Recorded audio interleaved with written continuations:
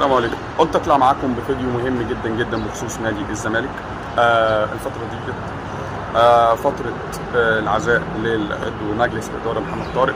الفترة دي كان المفروض في اجتماع ولكن اتأجل بسبب حالة الوفاة والظروف للأستاذ محمد طارق.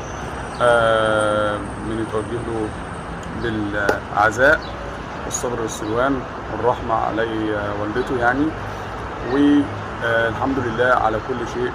وإن شاء الله الفترة اللي جاية هنسمع أخبار كويسة بخصوص الفريق الأول برحيل العدد من اللعيبة اللي غير مميزة في نادي الزمالك، وأيضا الأجانب، في 3 أجانب هيرحلوا عن نادي الزمالك قريبا لو جالهم أي عروض إعارة أو بيع.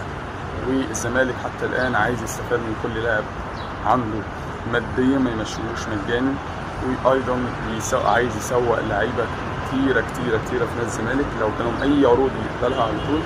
الزمالك عايز الفتره الجايه دي ان هو يحاول يجيب صفقات تفيد نادي الزمالك قويه، تفيد فريق نادي الزمالك ان شاء الله.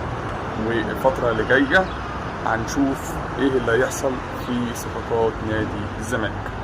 اشكركم لمتابعتكم معايا، والسلام عليكم ورحمه الله وبركاته.